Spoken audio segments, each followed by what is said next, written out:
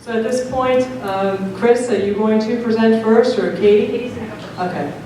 So Katie Lacey from Mass Housing. Yeah. Mass Housing Partnership. Yes. Thank you so much for joining us today. My name is Katie Lacey. I'm with the Massachusetts Housing Partnership. Before that, I did actually work with Mass Housing, and it's an endless confusion because I kind of did the same thing there that I'm doing here. And then I was a municipal planning director for many years before that.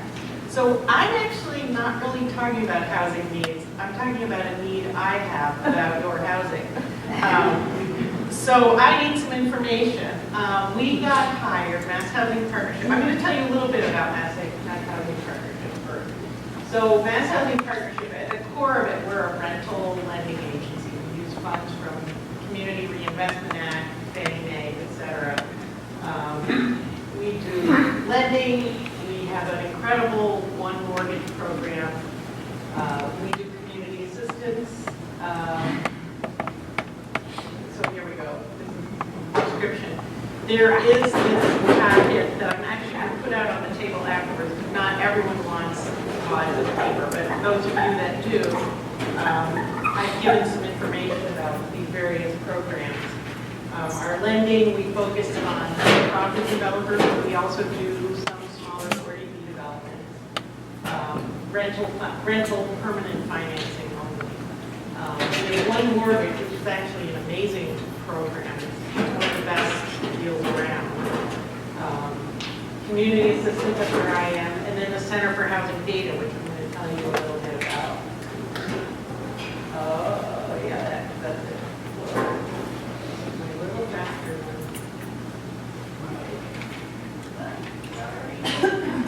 one. Okay, this is me, community assistance. And again, there's a little flyer on what we do. This is our team. And one of the things you may have gotten to know us is we do this 40B technical assistance program. So all the subsidizing agencies, and if there's terminology I'm using you're not familiar with, just shoot me, but do pay a fee into this. This program's been going for 20 years, and we've provided technical assistance to communities with 40B applications, probably got more than 200 communities, many of them multiple times. So what this means is if your community gets a 40B application and your ZBA has never seen one before, or you're kind of learning what to do about it, we send someone to go work with you. We have an attorney, we have a planner, we have an engineer. It's free of charge. Well, it's a grant, and then we'll work with you, to get through the process. Our capstone event in community assistance is this Housing Institute, which is coming up June 5th and 6th. This is the 13th annual one.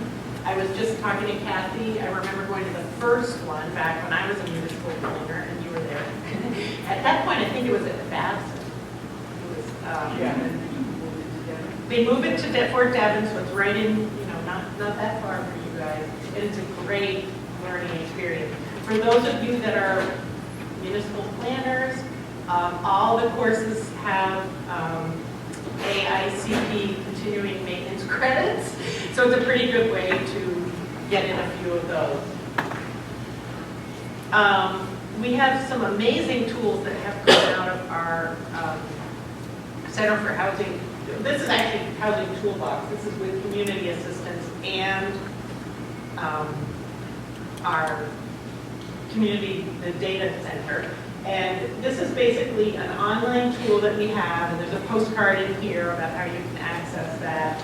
And it's really cool because you can just look it up and you're like, I want to look up inclusionary zoning, and there's a variety of articles and links and papers. Fair housing, financing, how do you get going? So it's a useful tool you can kind of browse around at home. And then our latest big achievement is this Data Town tool, which is just really been fun. If you look over there, it says Worcester, that's handy. You basically type in the name of your town, and there's all this data that is available. And so Callie Clark and Tom Hopper worked for a long time on this. And they designed it so that it's time, it's time sensitive. Basically, the population data and stuff gets updated as it gets updated, the municipal finance information. So we're really hoping it's going to be a good tool. Just to show you some of the fun stuff you could do with it, you could get municipal data. This is showing a trend that we see all over, which is reduction in unit production. Graphic is no different than anyone else. It provides regional data, so this is your region, and you can see renter versus home ownership. There's a preponderance of single-family homes in this region, which is the case all over the Commonwealth, I might add. And statewide data. And this is a brand new chart and a dubious honor. We are now more expensive than New York, which is remarkable. So we're second only to, I read that, DC. Washington, D.C. Yeah, on the left, and we are now third to, California State, but we are above New York, which is, the Yankees, Red Sox, forget about it. This is something we never wanted to win, right? And so there we are. So what I'm here to talk to you about today is this inclusionary zoning survey. So it's a lot less exciting than what Chris is going to talk about, but we can get through it pretty quick. So Mass Housing Partnership has been contracted with this organization called Grounded Solutions to update a big survey they're doing nationwide of inclusionary housing bylaws. And I'm going to talk a little about what that is shortly. So you may have seen this study, maybe not. It came out in 2017, and it was sort of the first pass at this. They talk a lot in this about inclusionary housing. In Massachusetts, we almost only have inclusionary zoning. We don't have programs. It's done through your zoning bylaw. There's a few communities like Boston and I think Barnstable that have a town-wide policy. But as far, that's sort of the exception. Like Boston and Cambridge for commercial development. And these can be mandatory, they can be voluntary, but they're basically adopted by a city or town for a certain amount of time. And one of the big interesting things they found was that there's 886 jurisdictions around the United States, in 25 states and DC. And we came out looking great.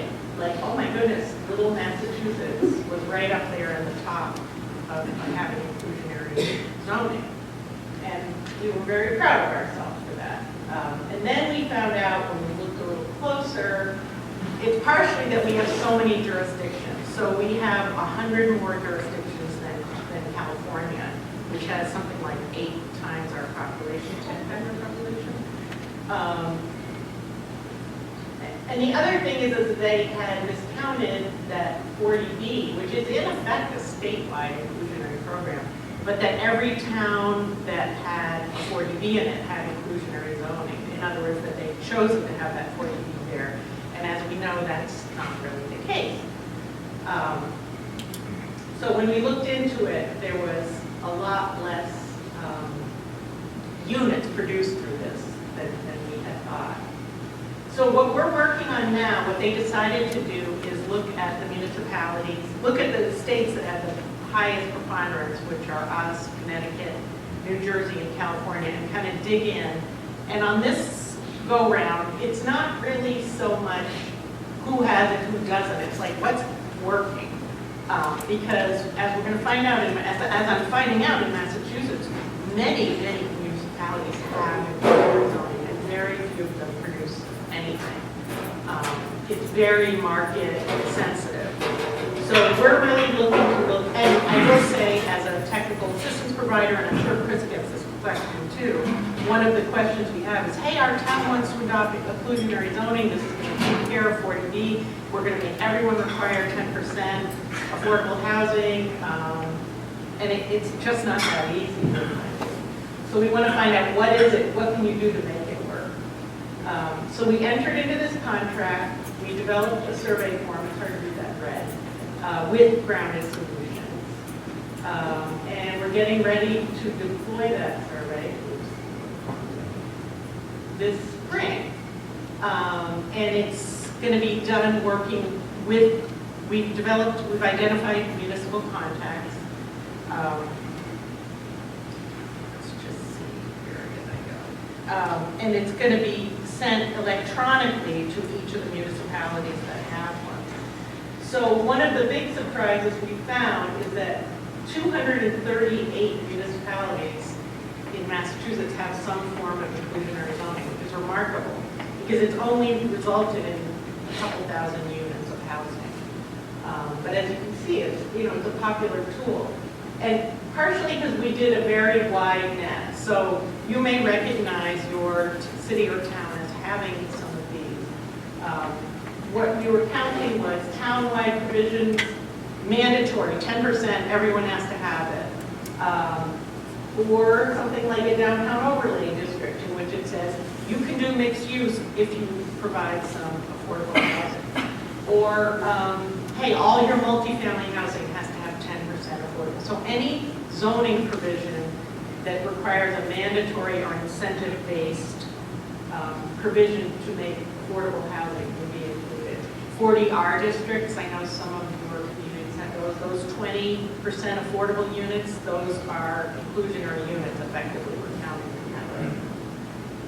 Open space residential development, which allows sometimes for a little more density in exchange for some units, that we're counting that too.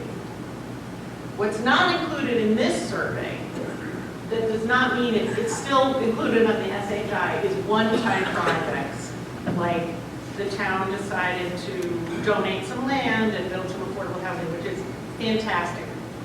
It just isn't counted as an inclusionary program because it's a one-time deal. It's not an ongoing requirement that you put in place.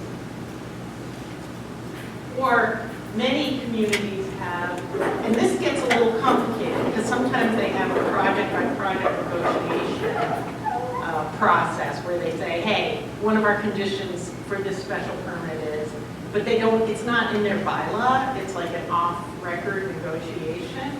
And so we're not actually counting that, but if you codified it, we would count it.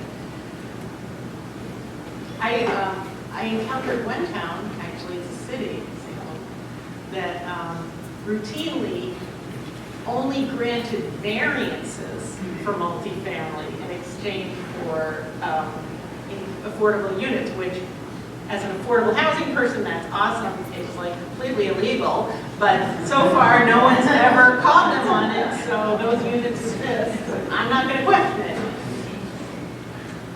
In your region, you guys are doing great. A lot of your communities, the blue, very subtle color here, have some form of inclusionary zoning.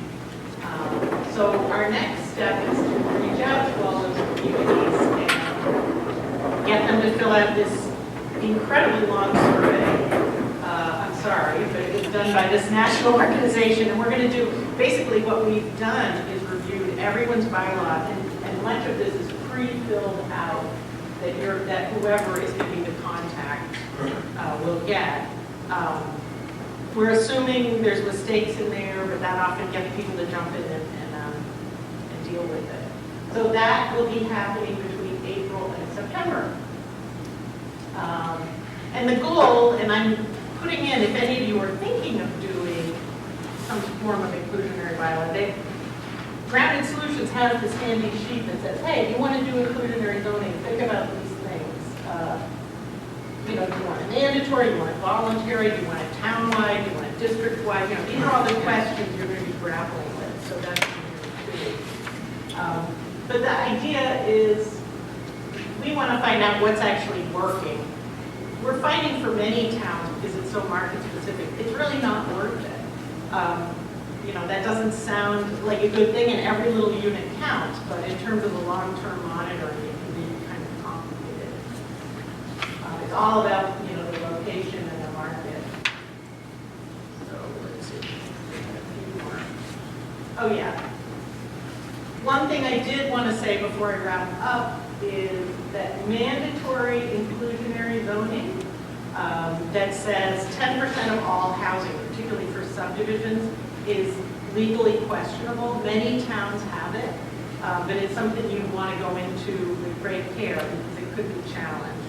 I think the courts have upheld it in exchange for a special permit, but typically there's an actual physical incentive involved, like more units, less parking, relaxed zoning requirements. So there's a quid pro quo for your inclusionary zoning. That has been tested in the courts over and over. The other thing is inclusionary units and the subsidized housing inventory. Okay, so all inclusionary units, they aren't required to meet the SHI. That depends on how you write your bylaw. There's actually several communities that have a requirement for units that are priced at 100% AMI or 120% AMI, which would not allow you to put them on the subsidized housing inventory. But nonetheless, they're affordable, you know, they're good. And then the other thing I just want to close with is all inclusionary units, if you want to get them on the subsidized housing inventory, does everyone here know what the subsidized housing inventory is? Okay. Which is what many towns use as their their tool to sort of deal with Chapter 40B. They have to be eligible as local action units, which is actually part of the LIP program. And I've included in this packet a guide on local action units, which is like, what are they? How do you get them on the inventory? How do you keep them on the inventory? Because we've gotten lots of questions about that. One thing I really, again, we're just surveying what you've got, but when I put on my other hat as a technical assistance provider, before you think about creating local action units, you really need to think about who's going to be monitoring them at the end of the day, particularly if you're in a smaller town, you've got one affordable unit in the middle of a subdivision or something. Who's keeping track? And these can often lead to political problems for your town leaders and for the state and everything. So something to get. So that's it for me. And now Chris is going to talk about what she can do for you. And I'll be in touch about hooking up with those local contacts. And these packets are going to be on the table by the way out. Near the pod. I think I'll put them a little far away. Hi, and thanks. Yeah, I agree. You do know today is Pi Day, right? Okay. Anyone have any questions for Katie while Trish is setting this up? Yeah, you walked your way like that. Come on. I'll answer Katie's question. First you have to wake up, and then you have to...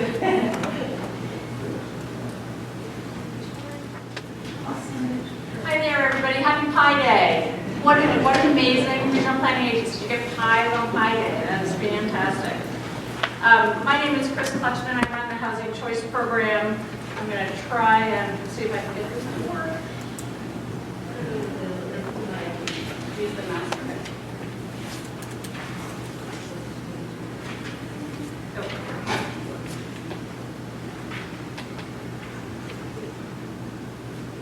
There we go. All right, awesome. I'm really happy. I get to spend every day thinking about this problem, this question. Do we have enough housing units to house the people who live in Massachusetts, the people who are here now, the people who are going to be here in the future? And this includes a whole range of people. We have in the lower right-hand corner my son and his elementary school teacher. He's now kind of an awkward teenager, so this is like, the great years. But I live in a community outside of in Metro West Boston that his elementary school teacher and her salary could not afford even to rent a house in my community. So that's a housing need that we have in Massachusetts. The lovely woman in the red sweater is my mom. She lived with my family and I for the last 10 years of her life. She died at 94. Way to go, Mom. But between 84 and 94, she had some really particular housing needs. She really could not be independent. She couldn't drive. She had vision problems. She couldn't shop. So it was a great arrangement that worked for us and our family, but that doesn't work for everybody who's 94 years old. So we have folks who are in the kind of most aged category, the most honored citizens that we have in Massachusetts. So that's the questions that I think about, and I start with the people. So I'm also going to show you lots of demographics and some charts. One of the main problems in Massachusetts is that we've really stopped building as much housing as we used to build. This chart is showing you that in the 60s, 70s, and 80s, we averaged about 30,000 housing units a year. Now this is statewide data, but you can see this dramatic drop-off in the last 3 decades. The last couple of years in the 2010s has been pretty good, and I think this is going to go up a little bit, and it might even exceed the aughts, as they call it, but we're not going to be coming anywhere close to that 30,000 average production rate. So one of the things that we have is a supply and a demand problem. Here the dark blue are multifamily units, and that's also striking in that we built a lot of multifamily for a couple decades, and then that's really dropped off. This is a little bit of a more nuanced chart. And while you can't see it too well here, and I'm hoping, Trish, that you guys can post this on your website or make it available to the folks here, because one of the things, I don't have a pointer, but there are 2-family and 3 and 4 units that are shown in between the light and the dark, and you know they're very hard to see because there's not many of them.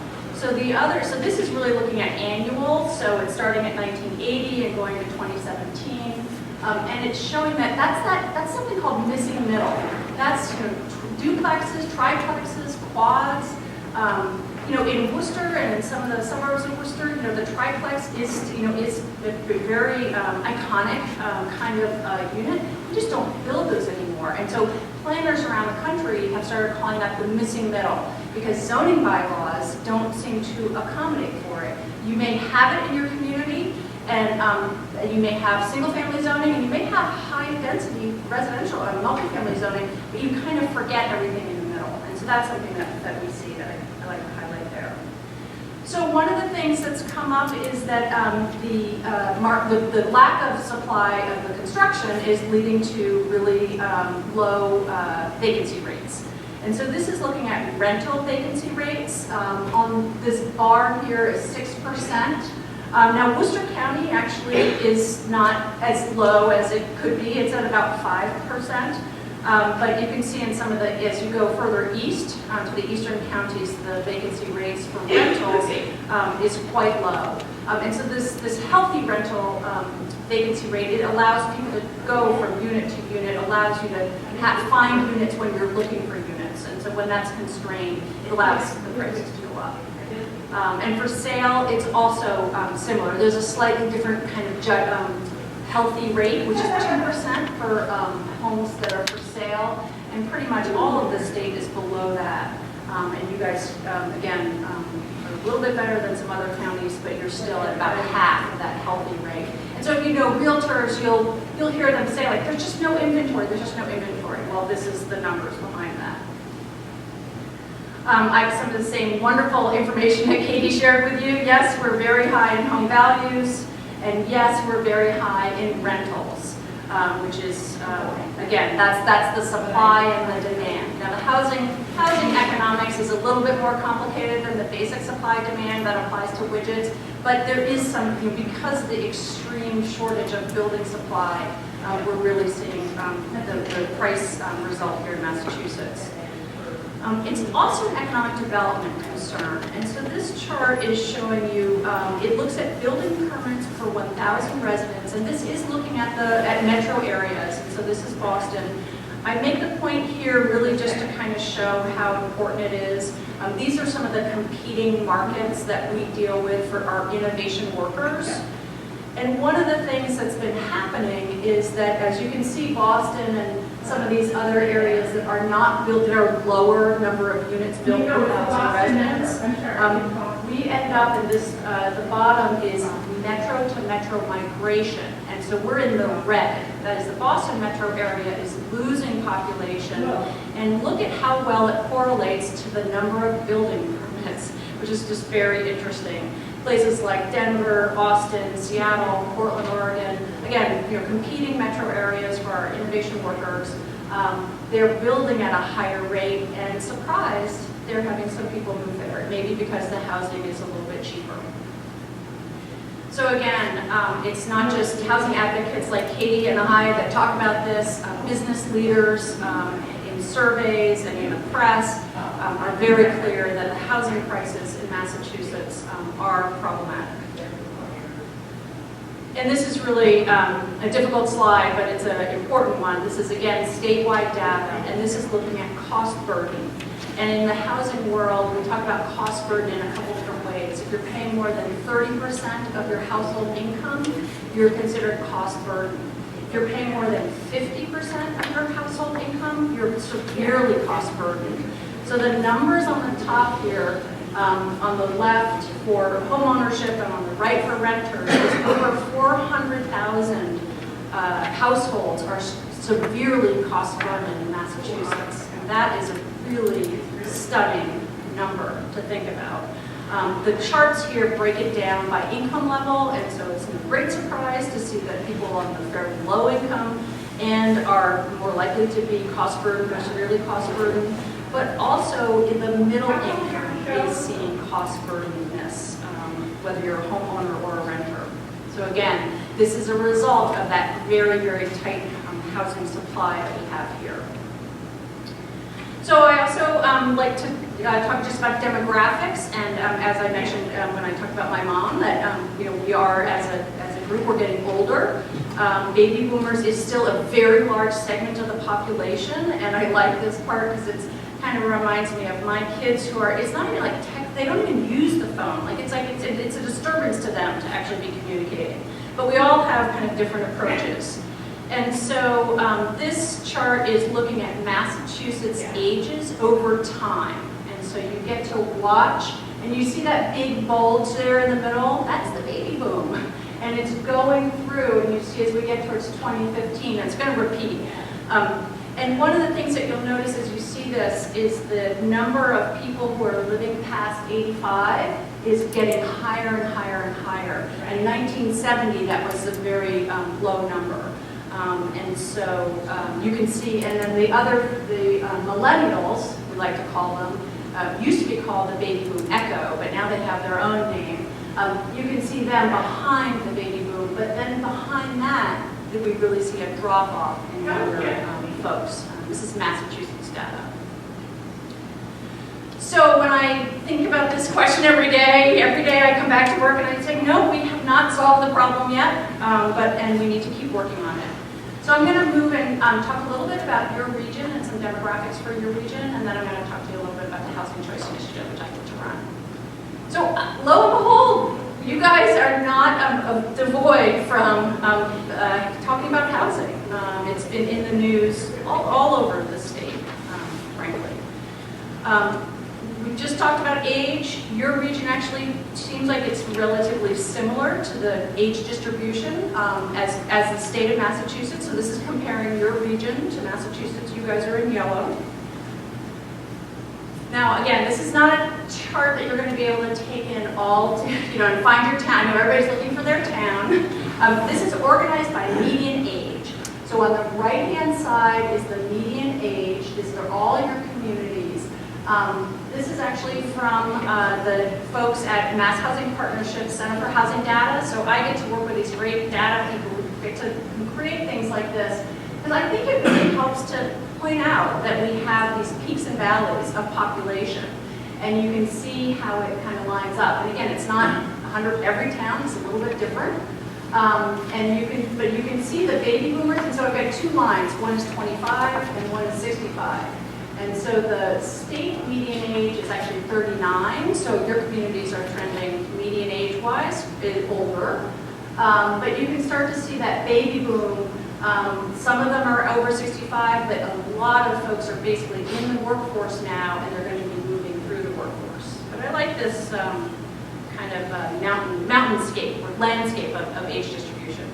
So again, you really need to look at that kind of, you look at that on the PowerPoint when you see it on the website. So again, comparing this, and here we have CMRPC in yellow on the bottom compared to the state, and these are just age brackets that are going across. And again, you're fairly similar to the state, as we saw in that other slide. What this shows a little bit more easily is that the number of people in this 45 to 64, in 10 years, those people will be retiring, and there is not that many people to take the job. So that's one of the points about housing, is that baby boomers are going to retire. We have a great economy, but people are going to retire from their jobs, and we don't have the workforce currently now to take all those jobs. So people will move to our state to take the jobs that people will retire out of. And so that kind of continuing population increase, which we have continued to increase in population over time, even though we've decreased our housing production, we still need not just housing for the people who are here now, but the people who are going to move here and take those jobs. Hopefully they're jobs that are still there. And again, just looking at your jobs, you line up very similar to the state. I've done this presentation at different regional planning agencies, and it's kind of remarkable. You guys really trend with the state on several different demographic topics. But we have an array of kinds of professions. Some are, this is just static, and so it's not talking about what's growing and what's shrinking. But I have this slide because if you're talking about housing and affordability of housing, you have to talk about income, and when you talk about income, you're talking about the types of jobs that we have. So we do have a lot of service workers, and we have people who are well paid, but we have a lot of people who are not, are in that kind of middle bracket throughout the state and in your region. Katie previewed these for you. This is just taking a quick look at your housing, home ownership versus renter. Renter is yellow and home ownership is the black. As you can see, for most of your towns, you're predominantly homeowner as opposed to rental. Rental's an important component for a variety of reasons. For ease of getting into housing, you don't need a down payment, as well as for you may not be ready to settle down and you want to move around, or you're downsizing from your house and you may want to rent for a while. So communities with very few rental options are have fewer housing choices for their residents. Yeah. And again, this is looking at single-family homes, and here we again have the 2-family, 3 to 4 units in the kind of lighter yellow, and the multifamily in the dark orange, and then the single-family is black. So again, predominantly single-family, relatively similar to the rental curve, and kind of same point, a variety of different kinds of housing types is going to be helpful for people as they want to age in place, and they no longer want their single-family home and their driveway to snow shovel or whatever it is to take care of. And so the more housing types that you have, the more options you have for different kinds of housing needs. So I'm just going to talk a little bit about the Housing Choice Initiative, which I had the pleasure to run. I was here just over a year ago, kicking off and talking about the Housing Choice Initiative. Now I get to report what I've been doing. So one thing is that the governor set a goal of building 135,000 net new units over the next 8 years by 2025, and so I'm tracking that.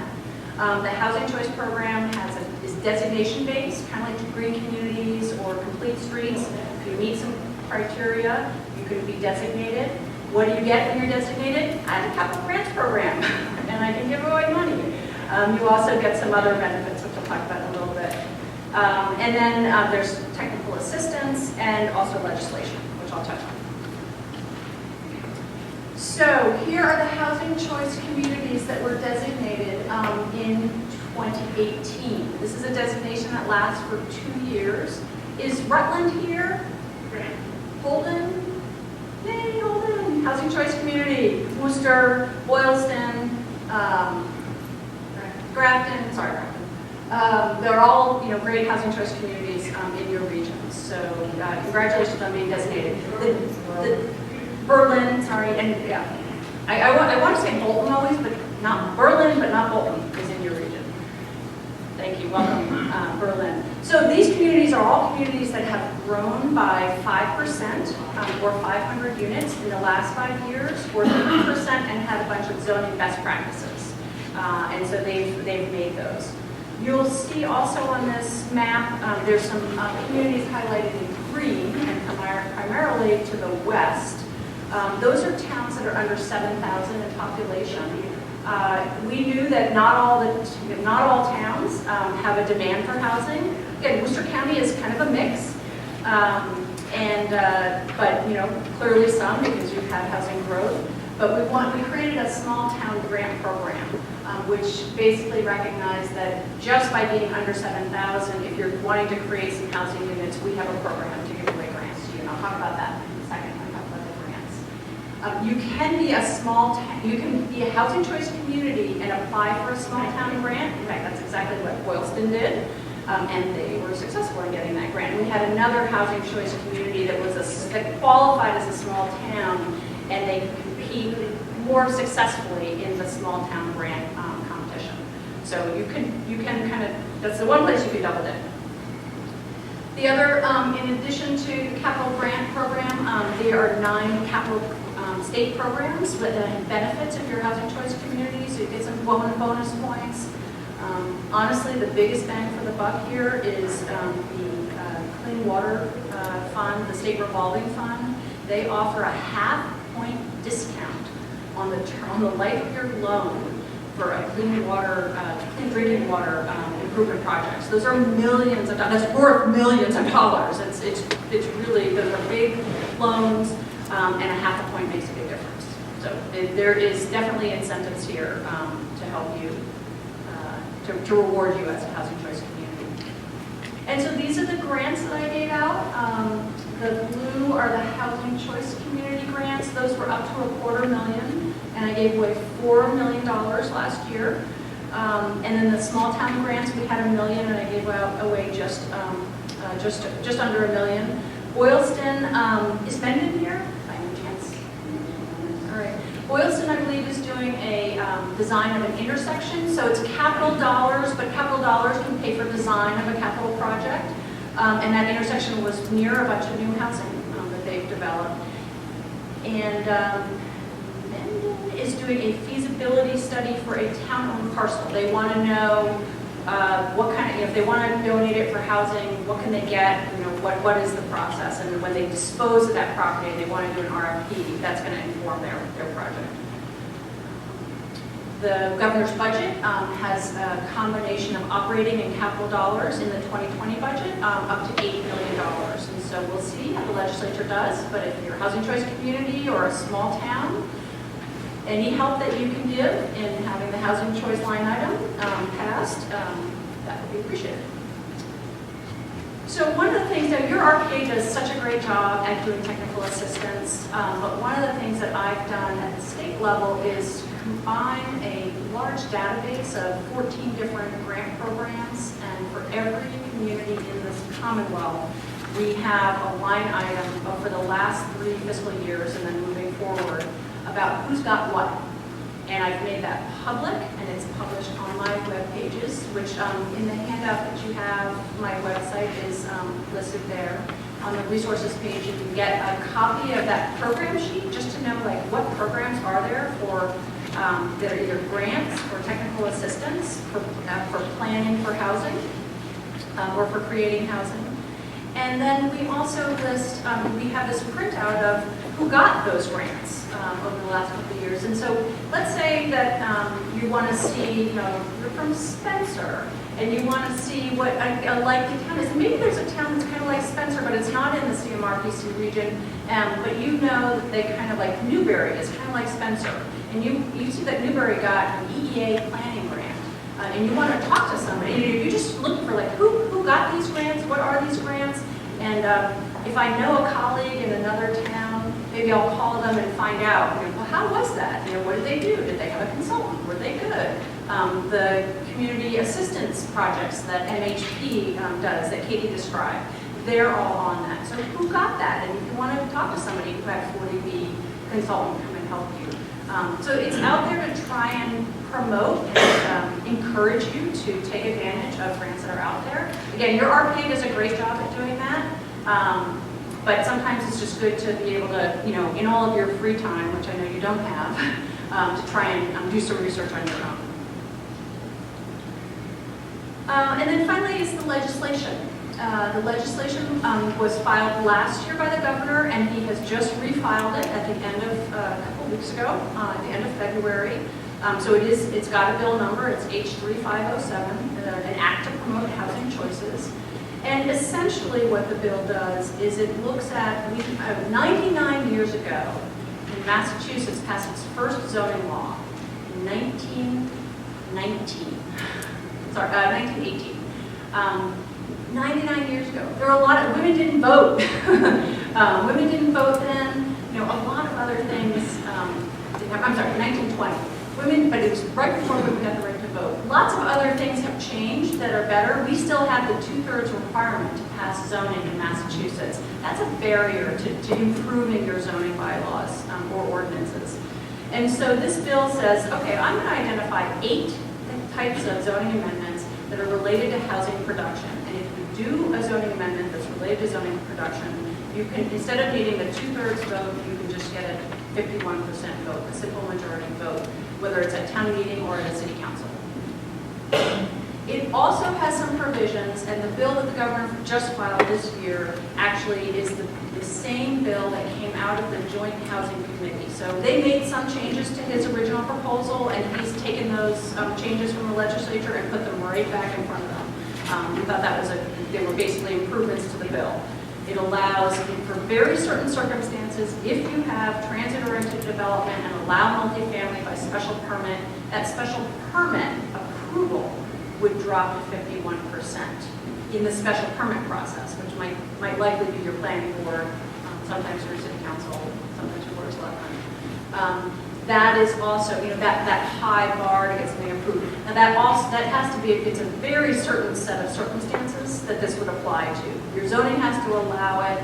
It has to have 10% affordable housing. It has to be within a half mile of transit. Only certain circumstances will that happen, but if your town or city has those circumstances, and this bill passed, that would drop to 51%.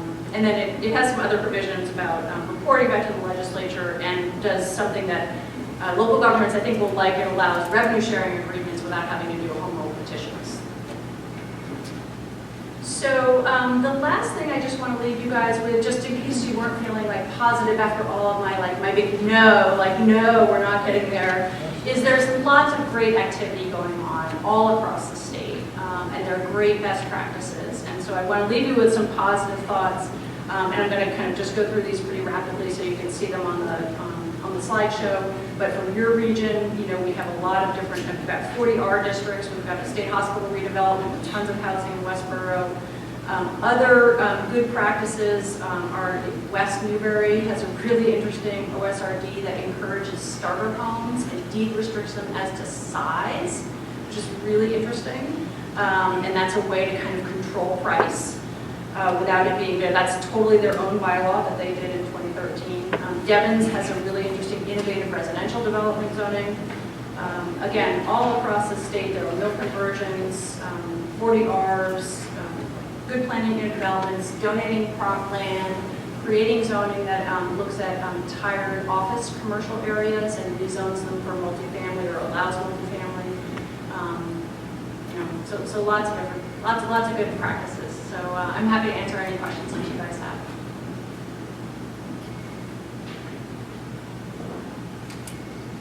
Sir. So is state leadership or judicial leadership considered how it's a very tenant-centric judicial process and therefore discourages landlords from becoming landlords?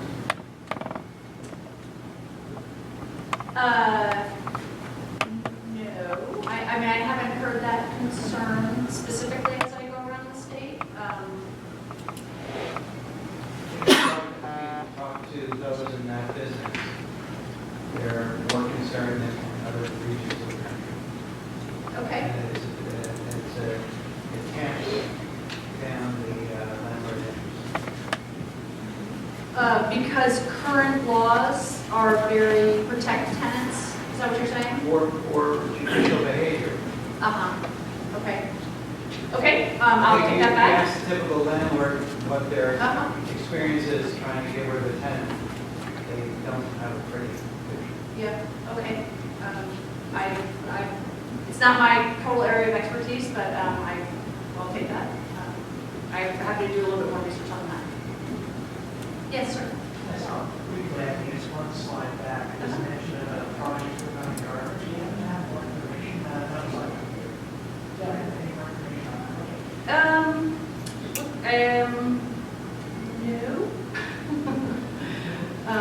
But it was some zoning that they adopted for that allowed mixed-use commercial multifamily. I'm not sure. Is anybody else here? Nope. But Gardner's an interesting place. Yeah. I don't know if they got housing out of it, if there's been anything produced.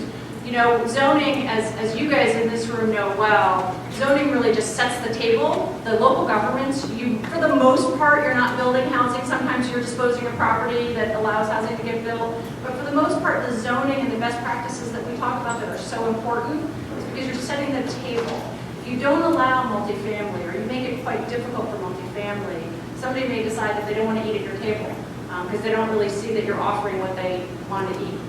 If you allow, or the missing middle is another example of that. If it makes sense if the market can hold duplexes or triplexes, but you need a special permit or you need a zoning amendment to do that, you have to set the table for that. So that's up to each local government to decide what kind of table do you want to set. But that's the way I look at it. Is that Gardner, what I'm highlighting here is that Gardner has set the table for good development. Follow-up question? Sure. Do you happen to have any locations that address that casino problem? Why don't you, I'll leave my cards here, and I'm happy to, it's a much longer conversation. But I think that there's a variety of both local governments, regional governments are looking at this kind of missing middle piece and trying to encourage best practices to it. There are resources that are out there that talk about it, but it's a kind of longer conversation. I'm happy to do that. Yes? Okay, yeah. The question is about Spencer, the community that doesn't have high production, is about 7,000 people.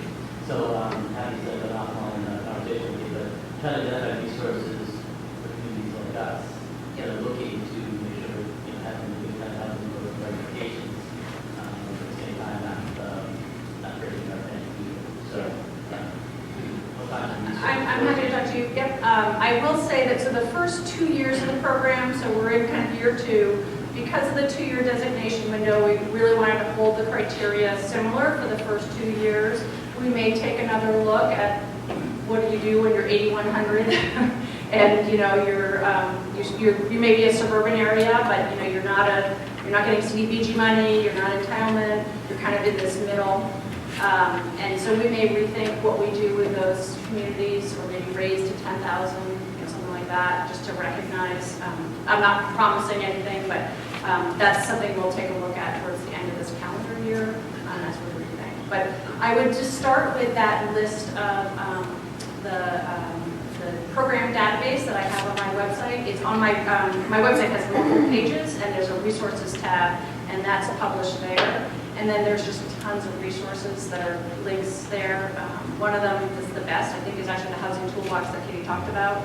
It's if you have developers in your community who maybe haven't done affordable housing, but maybe they want to, but they just don't know how, and they don't want to pay an attorney $2,000 to tell them how to do it. There's actually one of the tabs on the housing toolbox is really specifically for developers. It says, here's how a subsidized project will work.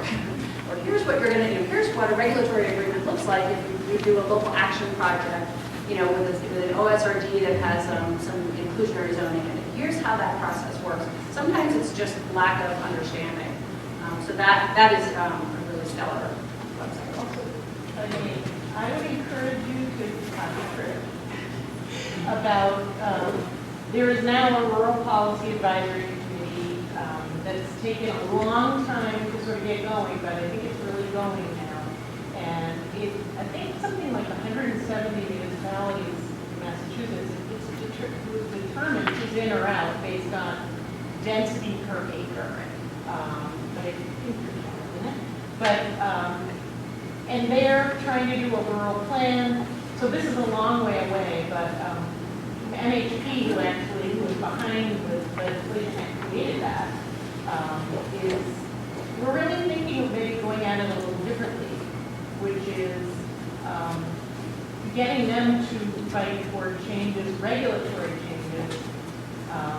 For instance, septic regulations that make it impossible to develop in smaller towns, or fire safety things that, with CDBG money, you're doing more than X%, you have to redo the whole thing. Well, that may not make sense from a market standpoint in the smaller one. So that we're going to be kind of waiting for that stuff. So get involved with that rural policy advisory committee if you can. Well, let's hope that it comes out with something productive. Yeah, there's also some legislation that for affordable units at a small scale, looking to try and get some help through the building code, which is a major hindrance in not necessarily creating new units, but preserving units or dealing with units that are abandoned and vacant. That's been, there's a variety of different pilots, or there's some legislation on the table to try and address that. Not from the administration, but from legislators. If I could just add, the Rural Policy Commission is actually meeting at 1:15 tomorrow in Boston. And the plan should be done by September. A fairly aggressive strategy. It's a super aggressive strategy. Which is a lot. So, Chris, you've extended the designation timeline. Oh, yes, sorry. So for, thank you for reminding me. For the 2019 class of designations, today at 3 was the original deadline, but I have extended it till March 28th. I had a couple communities that were just saying like, my building commissioner's out sick, I can't do it. And so we've extended it for 2 weeks. So if you thought Trish seemed very excited by that, so maybe there are some communities, Trish has been wonderful at work, or Trish and her staff have been working with communities, not only to do the designation, but also to apply for the grants, and so look for that assistance. We took the cream of the crop and helped the ones that were at the 5% last time. Bracken and Worcester took it on themselves, but we haven't taken on anybody in that 3% level. I don't know, Paul, I can't remember if you're not even close to 3%. Anybody close to 3%?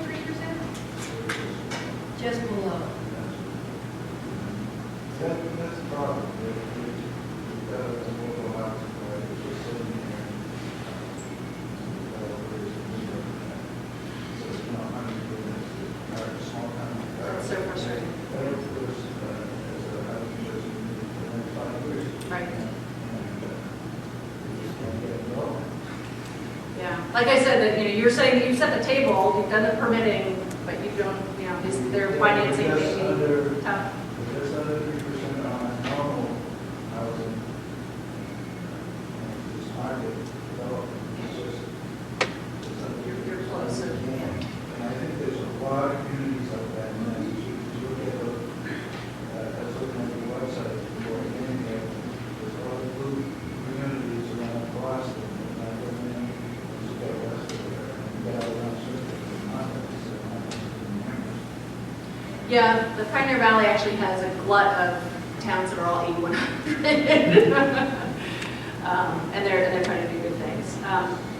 Yeah, and again, so I think, what I can say is that, it is particular to your community, but if you're looking to try and promote, whether it's housing production or different kinds of housing, I think is also important. So don't, my program is meant to encourage you and to, provide incentives to get you to produce more housing, but also my educational outreach is to just think about do you have a good variety of housing in your community? And what are your community's demographics? Go to Datatown. And Datatown literally, it's not just for Worcester, it's, you can look at the age portfolio of your community over time, and try and understand if you have a senior population, if you're aging and you have an aging population, but you have no townhouses or no elevator buildings, and I know for some of the very small towns, elevator buildings, it's crazy, but if you have no accessible buildings, where are the people going to kind of move to when they don't want their single-family house down a long driveway? And so just to think about that, the kind of things. And so sometimes you're doing a housing needs analysis, which was a analysis of that, or a housing production plan. Those are all good tools. But just really just think about your housing stock and do you have good variety, good choice. So what's a housing choice community? grappling with, they're at the 5%, but they're concerned about the pressures on infrastructure. When's the next round of capital grants, and can you use some of that planning dollars to do more of an assessment of the infrastructure of a community and how housing would impact that infrastructure? So I have like a 4-page description of what's eligible capital expenditure. It is, the next round of those will be fiscal year 2020. I hope to open that up sometime in April, probably late April, for both the small town and the housing first community. So that's when that application window will open up.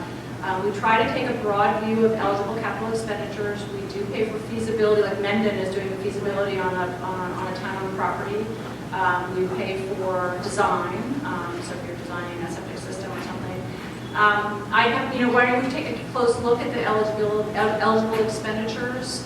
My agency takes kind of a view. We're not the Department of Revenue, so we literally, by law, don't have the final say on what's a capital expense, and we point you to Department of Revenue resources and guidelines. Generally, what I would say is that that 4 pages says that if something's going to result in a capital expenditure, then that's okay. But we can, if you have a specific example. And I think at one point when I was talking with other people, to Mass Housing have a partnership in terms of their community assistance project. Yeah, I was going to say, that grant program. But that's not open, and I didn't even know when that would open. So Mass Housing has a program that's going for 2 years. They have awarded 14 grants now called Planning for Housing Production. And the idea is if you have a housing production plan and you've identified some strategies, let's say one of your strategies was figure out your infrastructure needs, they want to they want to implement that strategy. And so they want to look at proposals from communities that want to move that forward. And so kind of like community assistance programs, they have engineers or attorneys or planners who write zoning, depending on what your need is. And so that program will open up again. I think it's going to be soon, but they just haven't been set yet. They're going to open up again this calendar year, this spring. One question, I know the answer, but some of you may not. How long is the housing choice designation good for? The housing choice designation is good for 2 years. So I think of last year as being the 69 communities is the class of 2018. So they could apply for grants last year and they can apply for grants this year without doing anything. If you're designated in 2019, it'll be good for 2 years. And so essentially that was trying to say, you've done some good work, you've done housing production, we want to give you 2 bites of the apple for the grants and have 2 years where you get these other benefits. And as far as I know, I plan on keeping that over the next round. You might have heard Katie talk about the definition for the Rural Policy Advisory Committee. So I use population, that uses density. There's slightly different catchments. So when I talk about changing, that's kind of one of the things that I might shift towards, which would be using density. There's a couple, Millville. Did you guys have Millville? Millville. They're tiny, and so they don't meet the density requirements, but they're really small. So I would want to make sure that it's population and I don't always rule the world. I'm not queen, but if I had my brothers, I just make it wider. Sir, did you have a question? Yeah, I have 2 questions. So the first one is under smart growth, there's a incentive on the board of for school. Correct. School, but it doesn't apply to starter housing. I'm wondering if there's any legislation that would apply for incentive to starter housing. So let me just unpack that a little bit. So the gentleman was talking about the 40R program. So 40R is a chapter in general law. It's called Chapter 40R that has 2 different programs.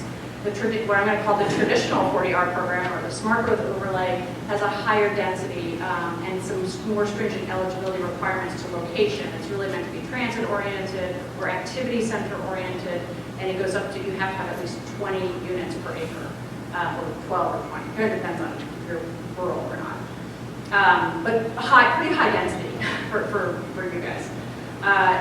And that has a provision called 40S, which says if you can show that your town or city is impacted in a fiscal way by the new residents, that in the change in the number of units that you got based on this new zoning that went up, you can seek some financial relief from the state.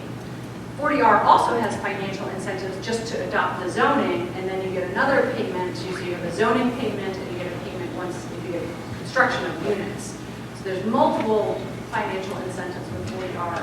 There's a new part, 40R was amended in 2016, and new regulations came out in 2017 called the Starter Homes. It's the 40R Starter Homes program, and thank you for mentioning it because it's a great program. There have been 0 applications. Its criteria, it has broader locational criteria, so it allows walking and pedestrian access within 3/4 of a mile to things like schools. So think about your town, and you might have some property that could be a good development that's currently maybe greenfield and is close to an elementary school, maybe not close to your activity center, but it's close to other pedestrian centers. That does reference 40X. That does have protections from 40X. So if you think it doesn't, I think you're misinformed because it does reference 40X and it does allow for 40X payments. So so I wanted to take a little minute to explain 40R, but in the end, my answer is it actually does. Yeah, so I'm happy to give you my card. There's a program manager that I work with, my colleague Bill Rail, who is the expert about 40R, but I know for a fact that he's told me that it definitely applies. My second question was on the one loan program.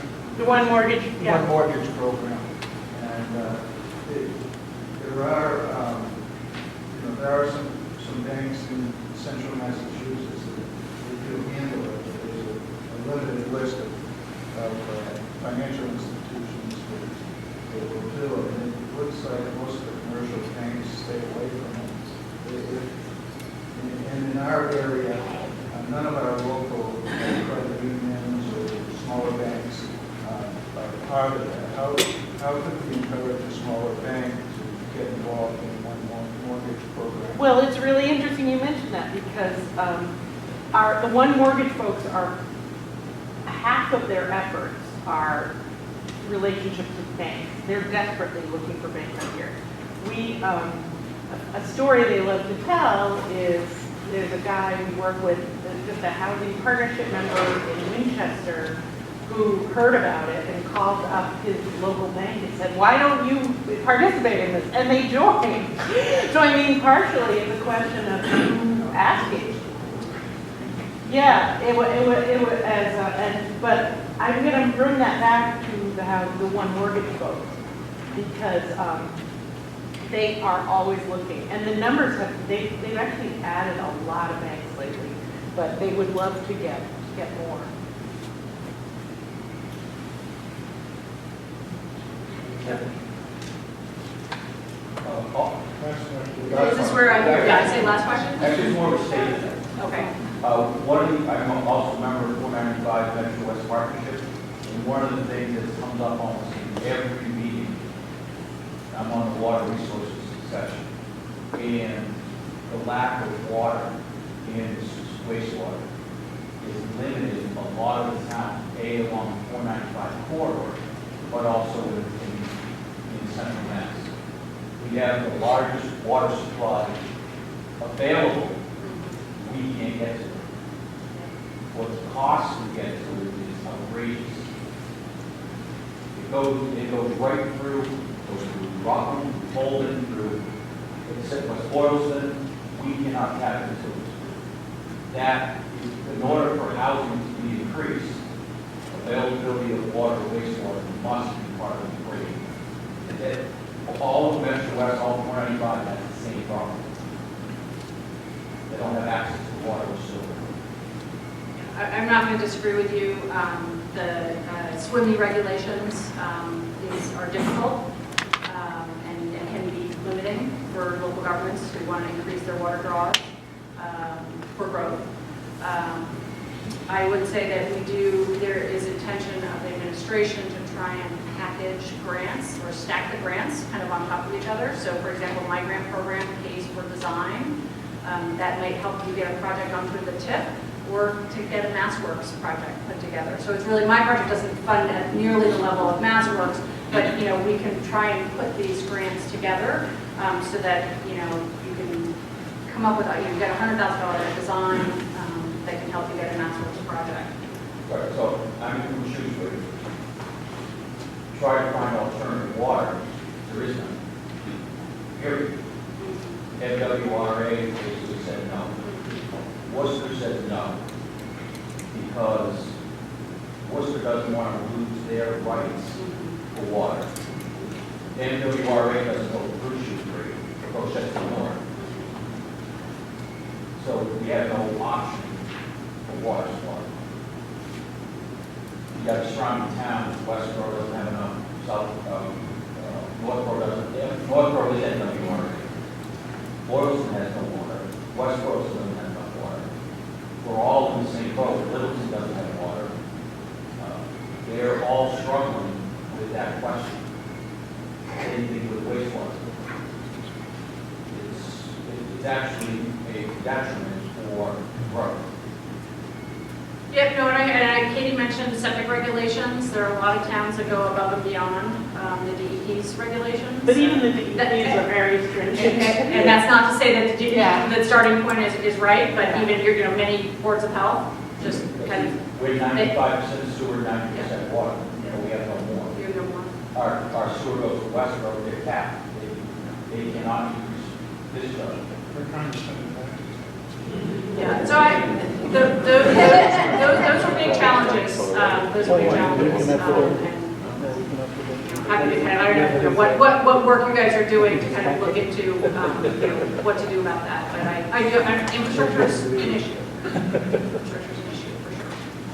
I will say package, what I have seen in my, so I was a community development director as well, and I've seen a lot of apartments, and I was in my community in many sewer, but we had big office parks, no life science, nothing that needed a lot of water, but we had huge office parks and big apartment complexes on package treatment plants. The smaller scale stuff, much harder to do because it doesn't, the numbers don't work for a package treatment plant. But once you have over a certain number of units, those package treatment plants can work pretty well. We just don't have a plan for it. And that's our issue. Right. It's fairly dense already. Yeah, I've just seen them pretty dense. And engineers will tell you they can kind of build anything. Solving your water problem is Water to us is a big issue. Yeah, I agree. I think Shrewsbury's going to apply. I think you guys qualify.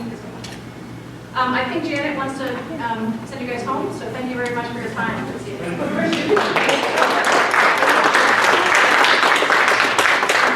Thanks again, Chris. Thanks, Katie.